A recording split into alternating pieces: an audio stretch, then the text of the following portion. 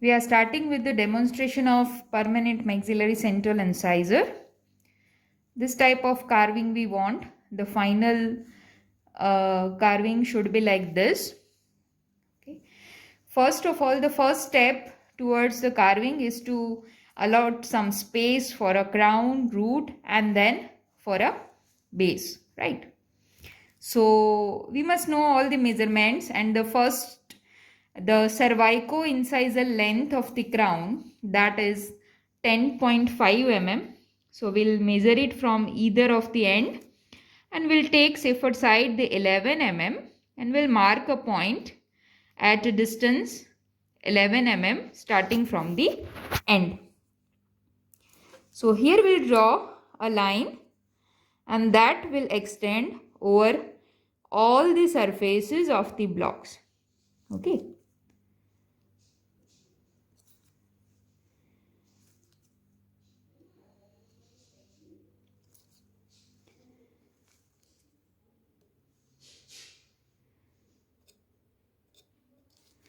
So this is the ultimately area in which we are going to carve the crown portion of a tooth.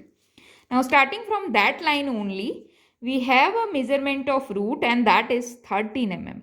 Okay. So starting from there, we'll again measure the 13 mm distance, and we'll mark a point there, and we'll draw a line. That also we have to extend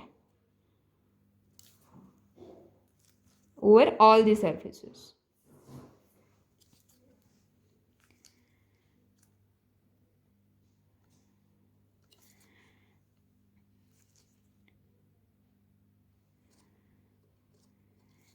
Yes. So, and whichever space or the portion of block which is left, that will be called as a base. And over the base, the first thing we'll do to mark or to label the surfaces. Suppose this will be the labial surface of my incisor.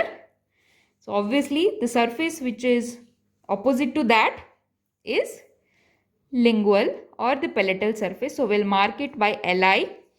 The labial surface we mark it with La, and either of the proximal surface will be mesial and the distal according to which side of tooth you are going to carve.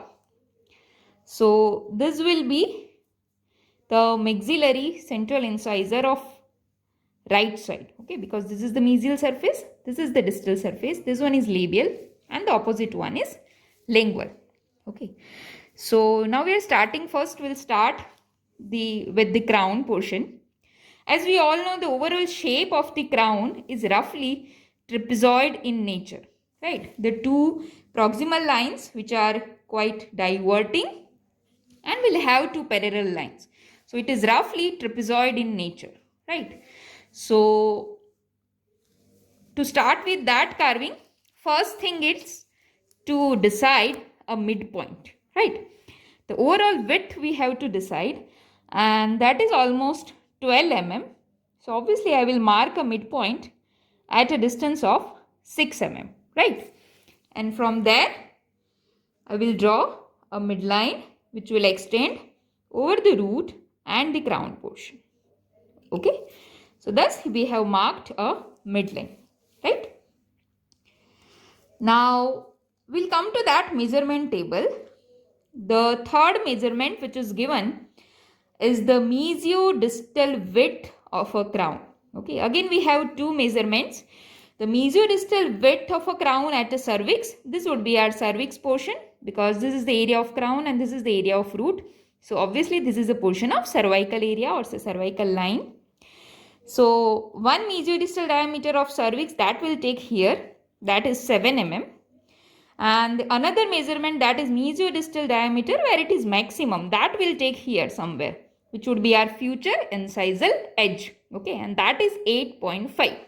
Okay, so that 7 mm measurement, that is mesiodistal width of cervix at a cervix, that will take, and for a safer side we'll keep it 8 mm. Okay, so on both the side we'll mark a point at a 4 mm and 4 mm distance, right? And the another measurement, that is mesodistal diameter, where it is maximum at an incisal edge, that is 8.5, and so we'll keep it 9 for a safer side, and so we'll take 4.5 and 4.5 on each side. Okay, this we have marked the 4 points here, right? And now we are going to join these 2 points.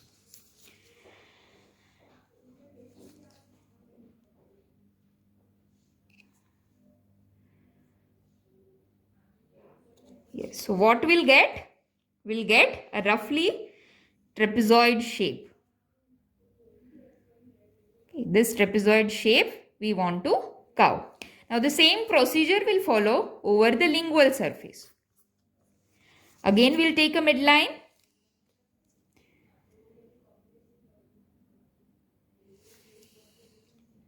We'll extend it.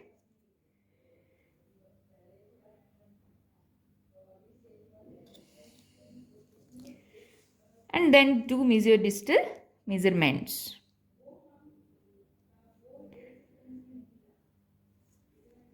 Clear?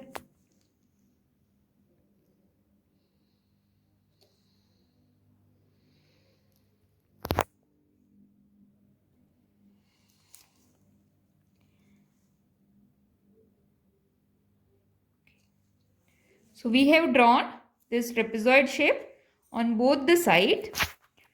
So whichever area is left beyond these lines, that we have to carve. So we'll start carving over the mesial and the distal surfaces, and we'll remove the excess wax.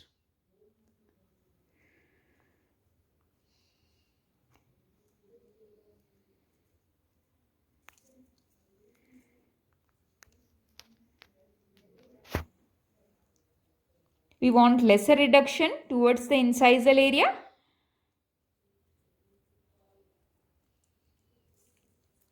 We'll check in between on both the sides.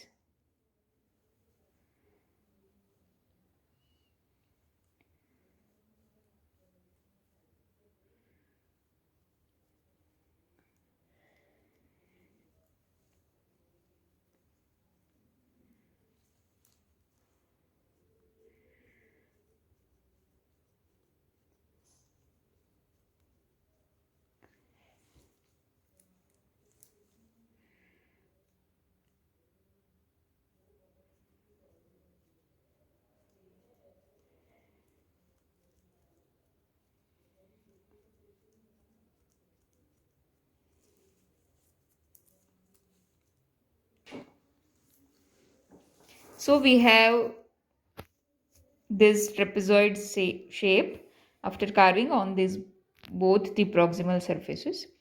Now we'll move on to the either of the proximal side, and on if we look a central incisor from this aspect, the shape which we want is roughly a triangular or a wedge shape with a base towards the cervical area and getting narrower as it is approaching the incisal area. So the apex would be somewhere here and the base is here.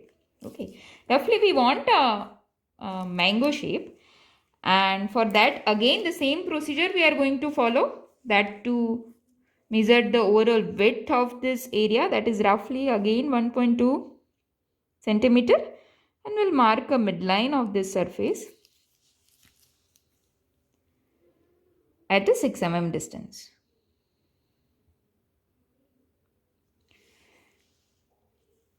We'll extend it over a root as well. Okay. Now how to take the labiolingual diameter?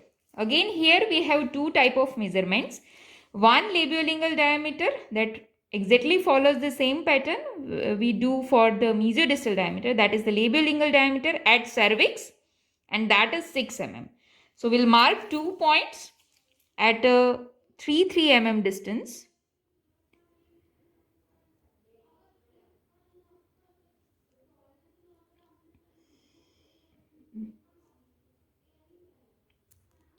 Yes. And for a next measurement to be taken, that is labiolingual diameter, where it is maximum. Okay. So as we all know, the height of contour in case of maxillary central incisor, if we see it from a labiolingual aspect, it is somewhere here in a cervical 1/3 portion of a crown, right?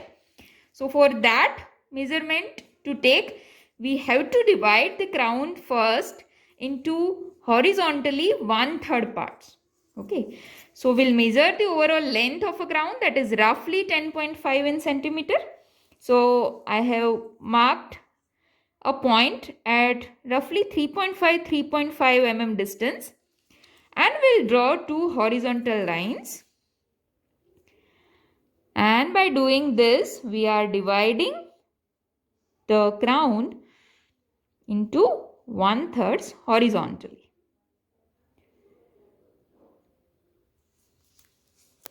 Okay.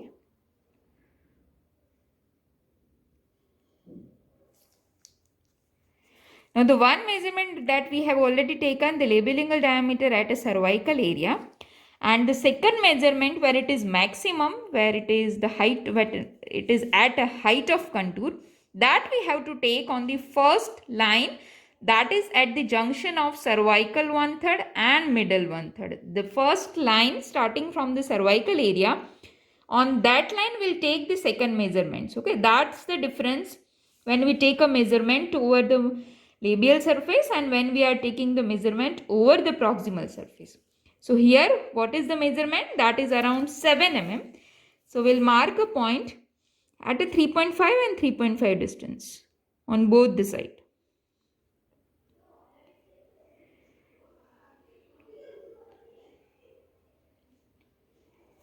Okay.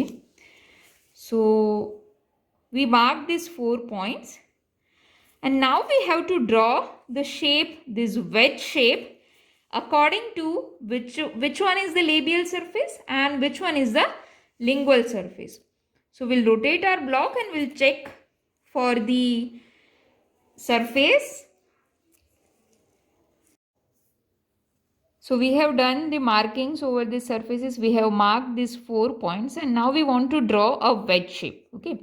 So for that we have to look for which surface is which one. Suppose this one is our labial surface and this one is a lingual surface. Right now we are working on a mesial surface. Okay. So what would be the labial outline if we see a tooth from a mesial aspect, that is overall convex with the height of contour in the cervical 1/3, right? So we'll start drawing the shape, that's the labial outline. We'll start from this point and we'll extend, we'll draw a convexity which is extending till this point. Okay, this type of curve we have to draw. And from this point, it is again a convexity which will end up with this midline. Okay, so almost a slightly convex or almost a straight line which will meet in the midline. Okay, so we have drawn a convex shape which must have its height of contour here, and from that it should take slightly inward and will end up with this midline. Okay, now what is the shape of a lingual outline? That is, first it is convex in the area of cingulum, and then a slight concavity is there which represents the fossa, lingual fossa, right? So again, we'll start from this point which we have marked. We'll draw a convexity representing the cingulum and a slight concavity, but again it will end up in the midline only. So these two lines will meet in the midline, because we all know the incisal ridge that coincides with the line which bisects the overall tooth, right? So your tip, that incisal edge, should fall here over the midline, and according to the shape we have drawn this overall convex outline, that is labial, and the lingually, that is convex and getting concavity in the lower 2/3 portion, right? So thus we have formed a wedge shape, and the same procedure now will follow over the distal aspect as well. We'll again draw a midline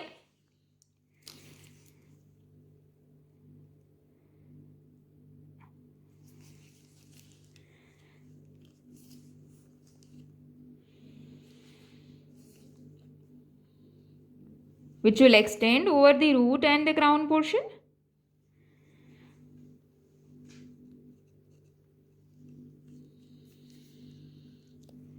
Then at the same time, we'll divide the crown into 1/3, roughly at a 3.5 mm distance. That is called division into thirds horizontally.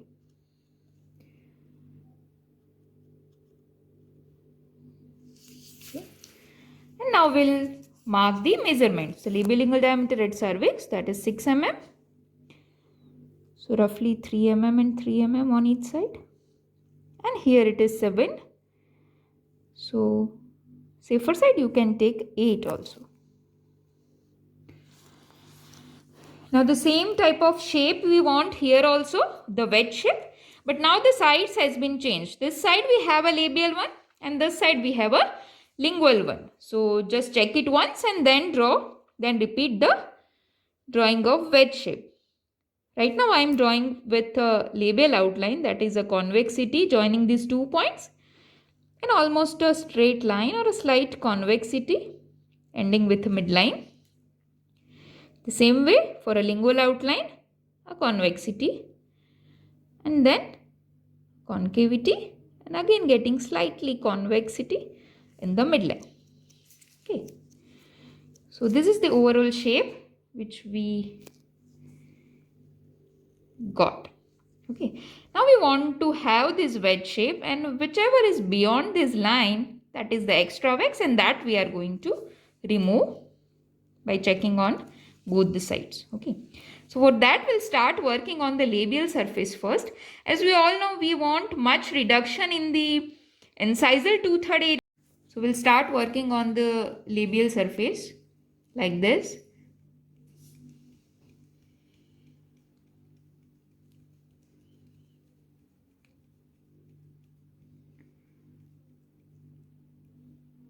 The cervical area, lesser force we want.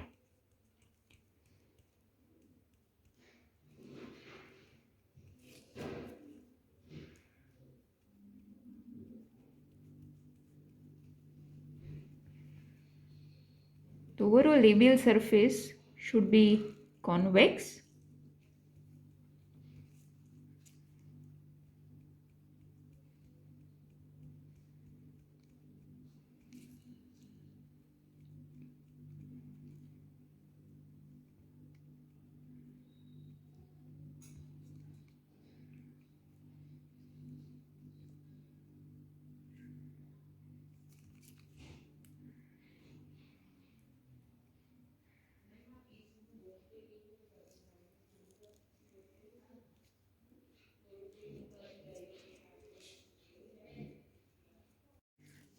So we have carved over these surfaces and we got this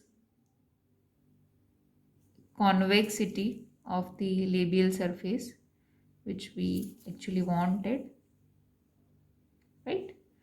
And now we'll start working on the lingual surface and we'll reduce this much extra wax. Here also we want more reduction in the incisal 2/3 area compared to cervical 1/3.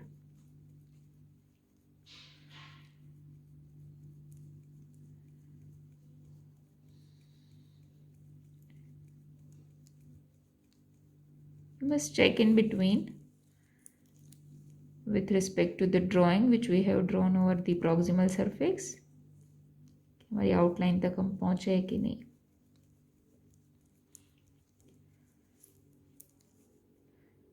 Then I will start reducing it like this.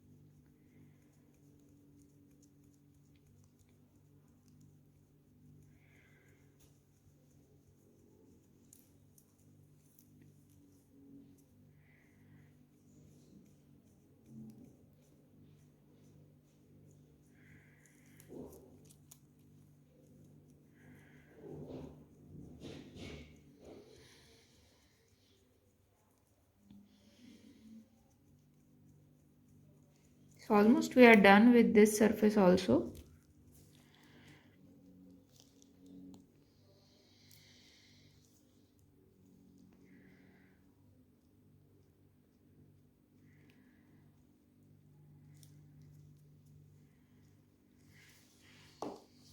Okay, so overall a convexity and then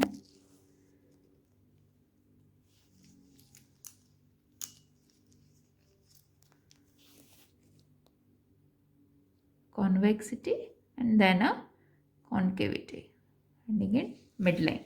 Okay, we'll do polishing in between.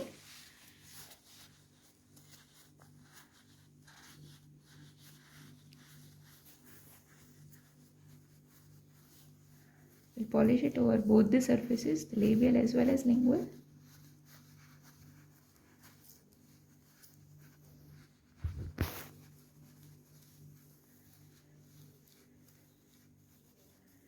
Now after carving on labial and the lingual surfaces, the third step is to give a convergence. Okay, as we all know, if we take this central incisor and we'll move from the labial surface to lingual one, both these proximal sides are converging. Right? The proximal surfaces are not like this. They are not parallel. They are slightly converging. So the overall width, if we take from a lingual outline, that is quite narrower compared to the labially, if we measure the mesiodistal diameter. Okay, this is quite bigger than which is present over the lingual surface because of this convergence, right? So that convergence we want to give in our tooth, and for giving that convergence, how we'll start? We'll first spare this labial outline of the crown, and just behind this labial outline we'll start reducing the crown like this to overall length. Okay, so that's how we are converting this straight surface into converging surface. So this convergence we have to give over the proximal surfaces like this. You don't have to reduce much amount of wax on the labial outline area. You will spare this labial outline. Okay, if you will start from here, starting from the labial outline, you will end up with the narrowing of this mesiodistal width which is present over the labial surface, right?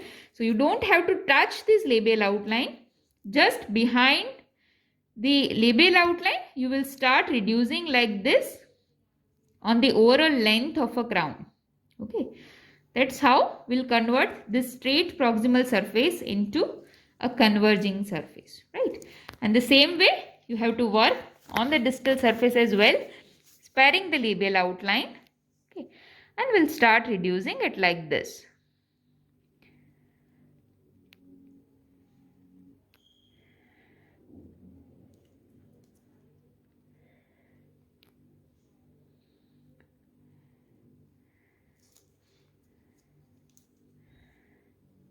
There is no actual measurements that how much convergence should be there. You will have an idea as you will carve.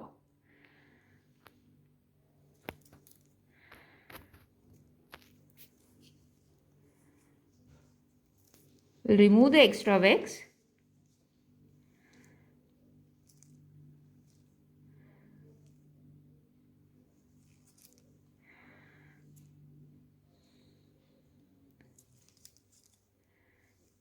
And again we are going to polish it. We'll polish the cingulum. It will get a proper shape.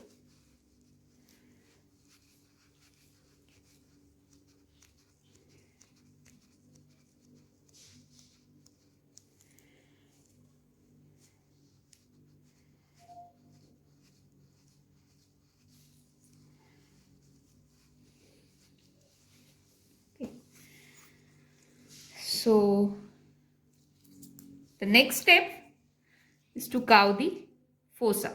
Okay, this is the area of cingulum. The cingulum occupies almost the 1/3 length of a crown, and just below that, in this area, we have a lingual fossa. Okay. For a carving of fossa, you can use either this end or this end of a carver. Okay. How you are going to start? First, you will mark the shape of a fossa. That is roughly W in shape.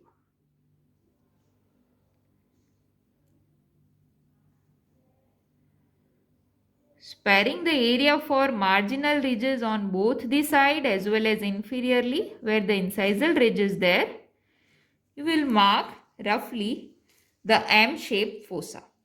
Okay, we have spared some area for marginal ridges.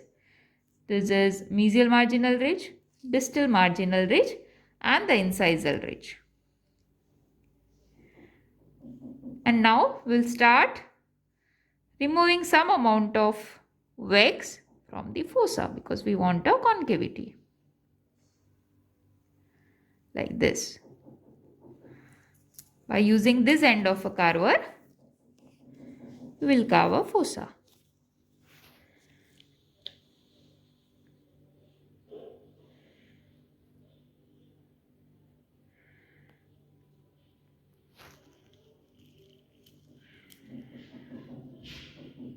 So we have removed the wax from the fossa area, and then after polishing again we'll mark the shape of a fossa, and that is roughly M shape, right?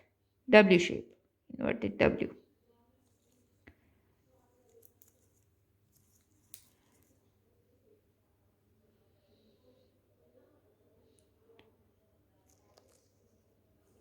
Yes.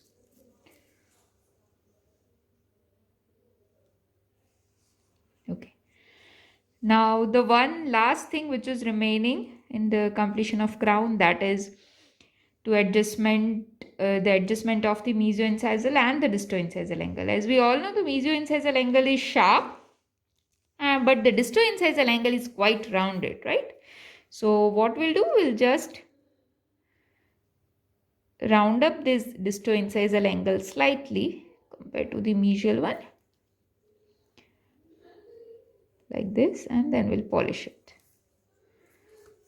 So you don't have to polish over the mesioincisal angle. That should be sharp enough.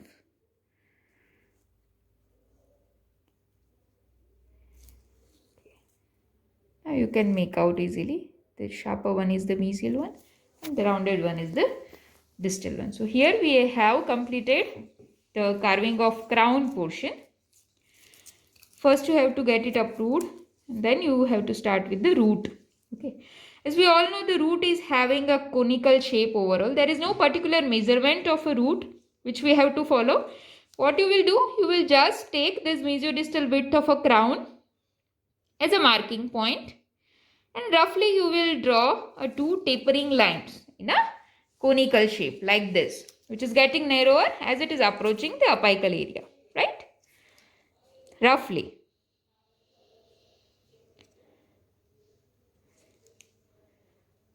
But it should not be exactly like a cone. You should not end up with a conical tip. It should be quite broad. Okay. The same type of carving you have to follow, drawing you have to do on the lingual surface. We will take this mesiodistal width of a crown as a reference point, and then you are marking two tapering lines.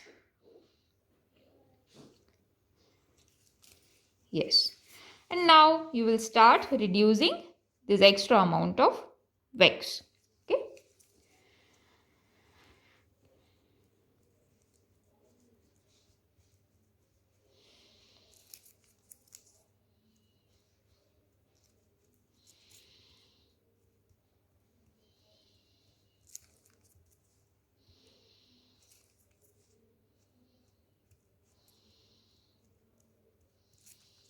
You have to check in between.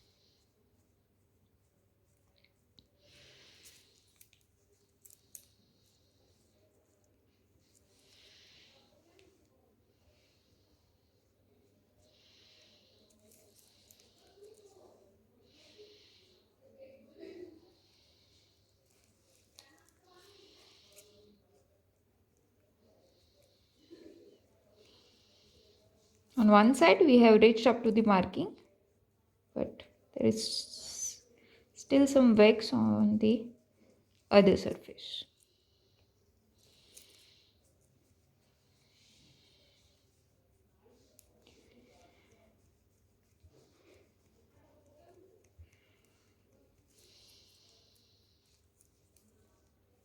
It's almost done.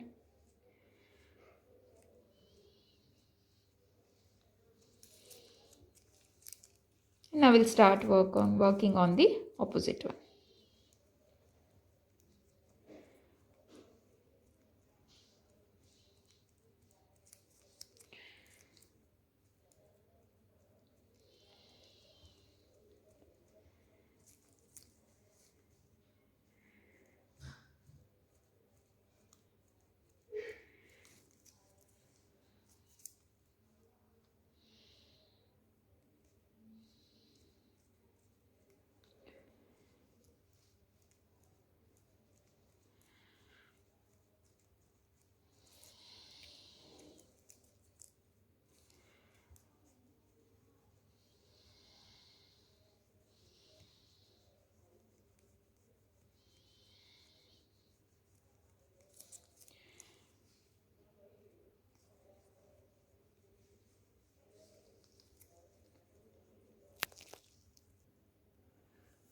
So we have reduced from both the surfaces, and the same procedure we are going to follow over the proximal surface.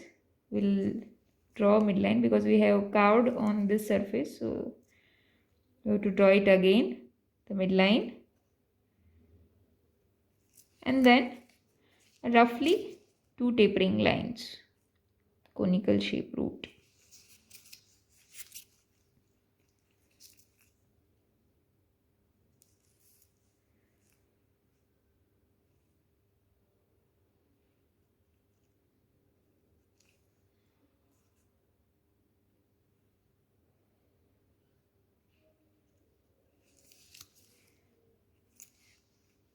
Same procedure.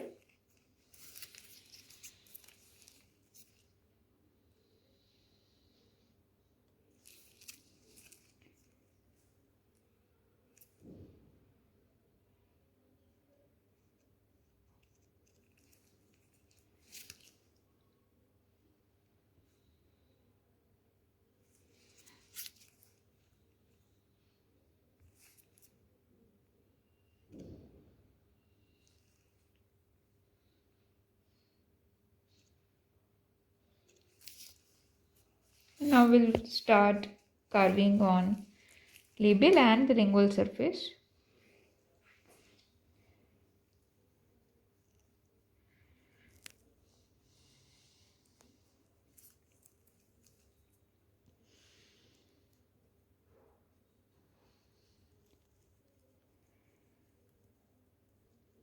So we have done reduction on one surface, that is labial surface, and now what we'll do, we'll start removing these angles, right? The root is overall conical in shape, so we don't want these angles. Instead of that, it should be conical, right? So we'll rounding off all these angles and we'll give the conical shape. And whichever amount of extra wax is there, that we have to remove.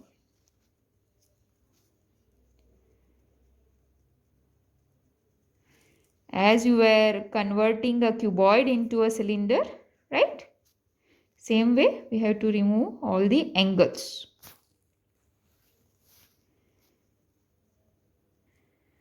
So after all the reduction and the rounding of all the angles, we have achieved this conical shaped root. And the last step is to give the convergence, the same type of convergence which we had given in the crown portion. Sparing the labial outline, we reduced on both the proximal aspect. The same way, if we talk about a root and we go from labial to lingual side, the two sides are also converging. The same convergence we have to give in in the root portion also, and that will give like this. Okay, we have to reduce as we are approaching labial to lingual surface with respect to whole length of a crown, like this. on both the side, right?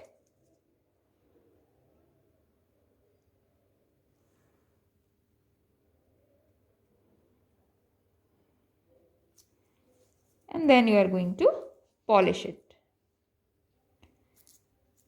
थोड़ा सा apex को narrow कर देंगे.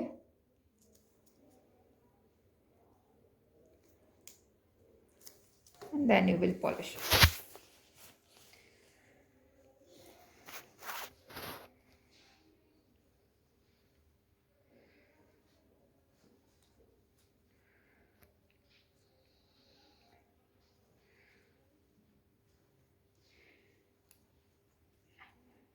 And the last step which is remaining is the drawing of cervical lines. Okay, in the measurement table we have last two measurements. That's the curvature of cervical line. Suppose this is a junction of crown and root. So from there you have to take the help of a scale and you have to measure the distance at a 3.5 mm roughly, right? Because that's the measurement. At a point 3.5 mm you have to mark, and then you will draw the shape of a cervical line that is convex towards the incisal edge like this. Okay, where the point which you have marked, that must have the maximum convexity, and the same way that measurement over the distal surface is 2.5. So roughly I am taking here somewhere here, and you will draw a shape including that as the highest point of convexity, and the overall shape is convex towards the incisal edge. Okay.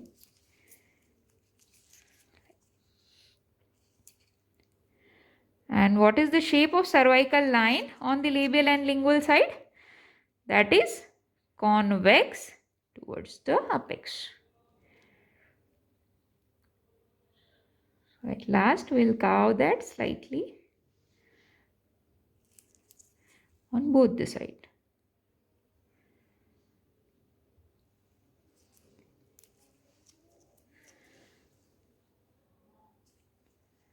And then you should not polish over the cervical lines. So this is the completion of our maxillary central incisor carve. Thank you.